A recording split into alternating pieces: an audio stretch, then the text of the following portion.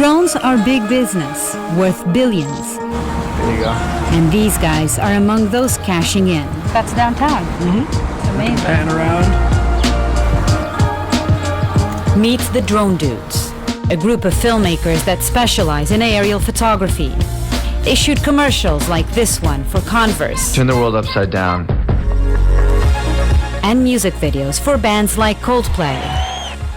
Pretty much all the rigs you see here are like Frankenstein rigs. We've taken models and hacked them up, and so it's kind of turned into a hodgepodge camera rig that just seems to work excellently. The system actually follows what it is that you're doing with the controller. Oh, that's cool. You want to give it a try? Yeah. Hold it by these blue handles here. Okay. But I think the only way we can see if it really, really works is if you, can you dance for us? So if this was flying, I'd be able to feel like I was up in the air as well. Yeah, really get that feeling of flight. This is so fun. In the last decade, these machines have moved beyond the battlefield to chop shops like this one, where filmmakers and hobbyists, emboldened by quickly evolving technology and cheaper prices, are using them to get shots that were nearly impossible a few years ago. And you'll see something in a sec. Trent Sigurd is 21 and the youngest drone dude. Oh yeah. He's been tinkering with these little robots for years. He builds them. This is the 3D printed version. He printed it out with a 3D printer and assembled it himself. He breaks them. Holy Today, he's showing us how he flies the hell out of them. This is some footage that I was out filming yesterday, kind of dive bombing some cliffs, doing some flips, and it's almost as if the world turns into your video game. I'm reliving this in first-person view, or FPV, feeling every flip, spin, and smash Trent made the day before. This is amazing. I'm almost getting dizzy here. This is so strange.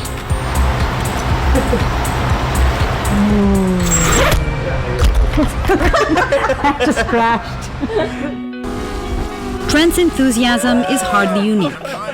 There's a lifestyle that kind of follows that techie, creative culture. It's more than just a job for us. You know, we live, we breathe this. Year after year, more and more people are buying drones. And as a result, slowly changing the way they, and by extension their audiences, see the world. I learned myself. So, I mean, yeah, watching some YouTube, you pick out the box, mount your camera, and you can start shooting movie. Calde is not a filmmaker and definitely not a pilot. He's just a guy who purchased a drone out of curiosity, enamored with the idea of getting a bird's eye view of one of the most remote places on Earth. I want people to discover and feel Antarctica, the environment, the wildness, and the remoteness. It's a movie that got this amateur filmmaker more than 1 million views on Vimeo, and it's easy to see why. You get out of dimension when you actually can get up in the air to film, to get a bigger picture. Others are using drones for more creative purposes. This film made the rounds at festivals and on the web. It uses sweeping landscapes and camera movements to show you people having sex. On a farm, in a vineyard, at the beach, and up against this car. The folks behind this film and countless other aerial productions have sparked a drone boom that didn't exist a decade ago.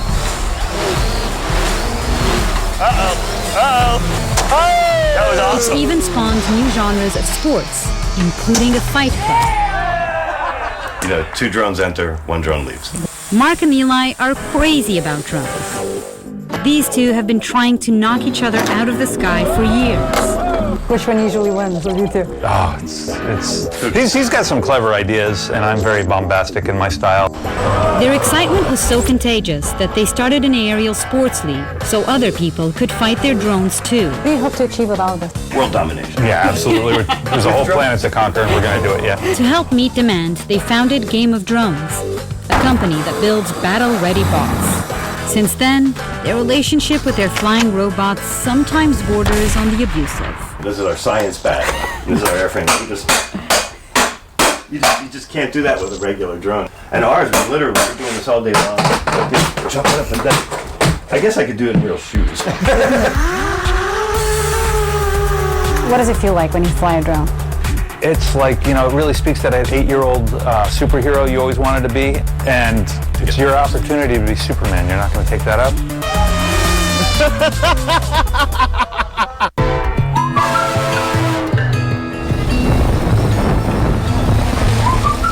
We're going to call that point A, so I'm going to pick the start cable cam. We're on a rooftop in Berkeley test driving some brand new drones. We're going to call that point B. So the idea is that it goes from point A to point B, right? Exactly. Press the arrows and you can watch the video. Chris Anderson is the CEO of drone maker 3D Robotics. And when you're the boss, you get to show off for the cameras. I feel like the first time I ever held a smartphone and all I could say was this is crazy and wow, and I sounded like an idiot. This is what I sound like right now, seeing how this thing operates. So I'm sorry, we're putting cameramen out of work. The first drone you built was you and your 5 kids? Me and my 5 kids. I was trying to get them interested in science and technology, and I literally Googled flying robot, and the first result was drone. And at this point, you didn't know what a drone was? No, this was like 5 years ago. Fast forward to 2015, and 3DR is now the biggest drone manufacturer in North America. Well, there was this moment when suddenly flying robots became a possible thing for regular people. All the components were starting to come together, and it's like, okay, this actually looks doable. His company is hardly alone. Every day, drone makers are pushing faster, sleeker drones, all trying to meet a demand expected to top $80 billion in sales over the next decade, creating more than 100,000 jobs along the way. There's a selfie mode as well, right? Sure, I'll show you that. So the selfie mode is going to start with us, and then it's just going to go back and pan out and just watch the shot. Oh, wow. Chris prefers not to share 3DR's sales numbers. You can see. You give me like a range since launch to the holidays. We're looking. And he's not alone. Hundreds of thousands? We're just not disclosing. We would love to tell you how many drones were sold around the world last year, but we can't. Here's what we do know. Chinese drone manufacturer DJI has seen their sales jump from about $4 million in 2011 up to $130 million in 2013, a number expected to soar past $1 billion this year. eBay posted almost $44 million in sales in the last year, and Amazon sells about 10,000 drones a month, shipping them to eager customers around the world. For Amazon, this is more than just about sales. The online retailer shared their plan to revolutionize home delivery last year to great fanfare. The FAA was not as excited. You got to be able to see your drone if you're going to operate it. So for anyone hoping to deliver something physically through a drone, that's off the table for now. The Federal Aviation Administration regulates our skies. It determines who and what can fly and where. This includes drones. For more than a decade, they have been trying to figure out how to make drones part of our airspace. But it's not easy. New tonight, a scare in the air. 2 drones getting uncomfortably close to airplanes. 2 helicopters nearly colliding with a tiny intruder. We're doing this every day now. Firefighters are blaming a drone much like this one for slowing down the response time tonight. Aviation experts believe this is a disaster waiting to happen. These incidents are becoming a headache for the agency as they try to regulate drone usage nationwide. With no straightforward rules in place, everyone we've talked to considers current regulation to be a mess of outdated guidelines and exemptions.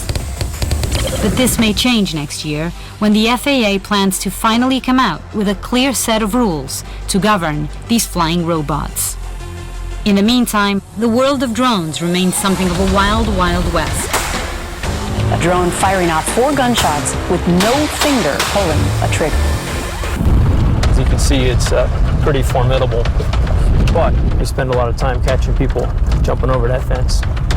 And there's some pretty obvious advantages to having a view of this area from 18,000 feet. In the world of law enforcement, drones are quickly becoming the go-to surveillance tool. It's a trend best illustrated here with Border Patrol agents like John Lawson. Before, we rely on guys hanging their heads out the window or using a light at night looking on the side of the road for footprints. That's how we caught people. Now, we have somebody calling from the sky telling us exactly where everything is. We don't even have to look. That call from above comes from this man, Dennis Michelini, and his squad of $18 million drones. This is one of them right here. One is out flying right now. He runs the UAS program for Customs and Border Protection here in Arizona. It gives us a pretty good view of what crimes are going on, who's crossing, who's walking where. I can generally see, too, if people have larger backpacks on or perhaps even carrying a long arm. They are the same drones fighting our war on terror, now flying into battle against drug cartels and illegal immigration. Are you guys looking at it? Two guys. It's impressive technology, running about $60 million a year to maintain, streaming real-time data to state, local, and federal agencies like the FBI and the DEA. When I fly over, I can give that agent on the ground a sense of domain awareness. They know who's to the right, who's to the left, to prioritize what they want to go after. These partnerships have led to the detection of thousands of migrants trying to cross the border and the seizure of millions of dollars in drugs each year. It's not about just security of the border, it's that whole sense of what's going on. Just last week, we had a 911 call for a group of people who had crossed illegally and they were lost. We were able to put a UAS out there and rescue those people. John and Dennis have been sold on these drones for years. I personally have a problem just calling them drones. Drone implies like this kind of dumb thing. These things are really mechanical wonders. But not everyone is as impressed. A report by the CBP's own Inspector General details a program whose costs have ballooned to more than $360 million, calling it a waste of money. Flight time, about $12,000 an hour. All that to patrol less than 10% of our southern border. This is all territory of one border patrol station. So to have a tool that could fly over this area and tell us everything that's happening is a tremendous advantage. And it would be a real shame to lose that capability. For now, the program's future is unclear.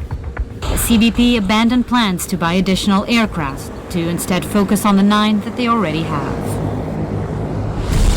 The relationship between drones and law enforcement only gets more complicated from here, as departments big and small navigate a maze of rules negotiated with the FAA. The FBI has the nation's second most expensive drone program, but exactly what they do with them is anyone's guess. State police in Michigan can fly a drone anywhere within their borders, and Illinois will soon follow suit. Police drones in Miami, however, have been grounded from the start. Seattle gave their drones away after a public outcry. Those hand-me-downs are now locked away in a closet in Los Angeles. And as of last month, police in North Dakota can deploy drones armed with tasers and tear gas.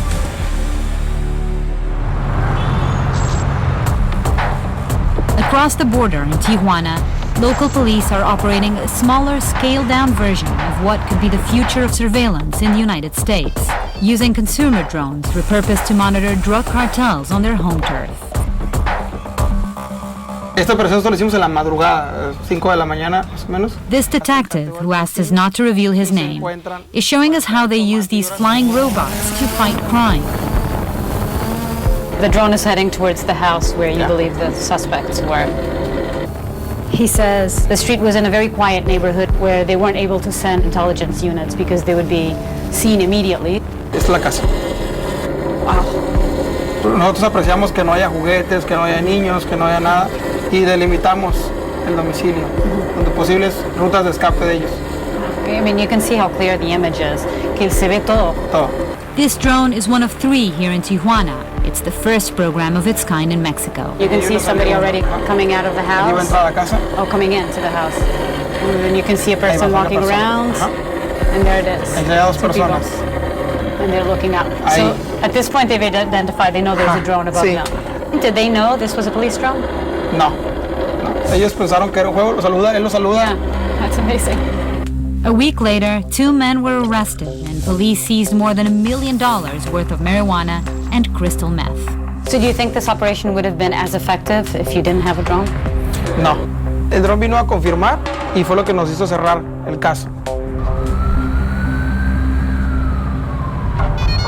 We just started a little bit more than a year ago, and we're updating every day. Norman Sidney is the pilot that teaches the Tijuana PD how to fly. Okay, here we go. You want a nice shot of the place we're standing in? Whoa! This looks very cool right now, but if I were to be down in the middle of the city and suddenly I'd see this thing flying over me, I'd be really scared. At this altitude over there, I can bet you're not going to even notice.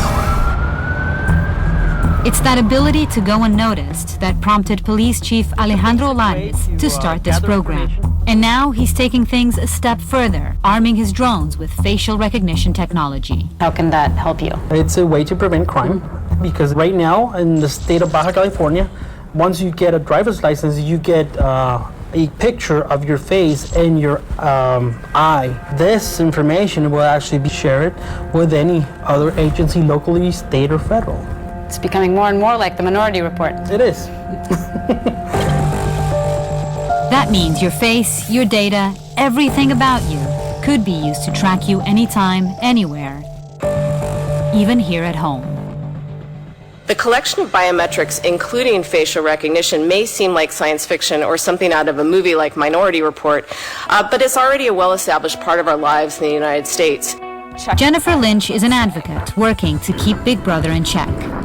We don't know where that data is going, we don't know who it's being shared with, and all of this has a huge impact on privacy and civil liberties. She believes law enforcement's use of drones could lead to a data-gathering operation spiraling out of control. It's sort of taking all of the surveillance technologies that we've been concerned about for years and allowing law enforcement to fly them around.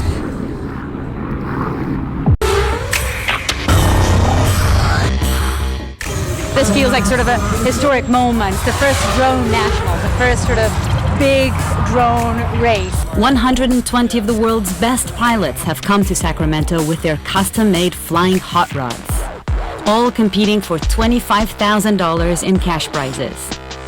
Trent from the Drone Dudes drove up from LA to be here. That would be so sweet to go back to the studio with 25 Gs and have a party with all the dudes. Norman, the pilot from Tijuana, made the trip too. We're going to do our best.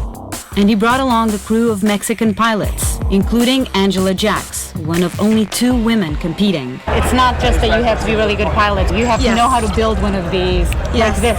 Yes, you need to know what's behind it, you need to know how to fix it, you need to know how to build it, and you need to know how to figure out what went wrong. The race is about to start.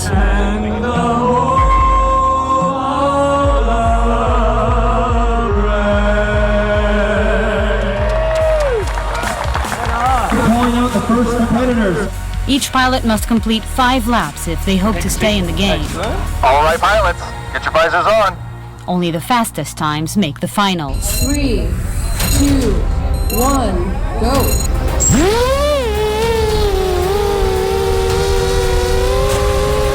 The racers must navigate a winding obstacle course of twists and turns, flying at breakneck speeds of up to 80 miles an hour. They fly by so fast. It's really hard to film these drones. All while dealing with an array of technical glitches. I'm stuck. I can't see anything. Angela crashes and breaks a propeller. Damn it! Seconds later, Trent's drone spirals out of control. Norman also crashes, but manages to get back in the air, finishing his 5 laps. Good job! You're getting better and better. Finally, Trent crosses the finish line. Excellent job. Great race, guys. That felt good. But his time was not good enough to make the finals. I had the most fun, so it was a really good day. Angela and Norman fell short too, but they're still flying high. I'm hooked. I'm never going to stop doing this. Both hits that I did today, I finished them. So for me, I'm the winner. In the end, it was an Aussie who was crowned the world's first drone racing champion. The sport proved to be a winner, too. Soon after this race, Miami Dolphins owner Stephen Ross invested $1 million in a drone racing league. What comes next is uncertain, but that's not stopping people from betting on a future with a sky full of drones. Yeah, we out here flying. When I put on the goggles, I just feel a complete sense of happiness, freedom. When you make turns, when you flip, when you roll, when you crash, it's a great out-of-body experience. I love it. This is like the first baby steps of something huge. TV with a drone. Yeah.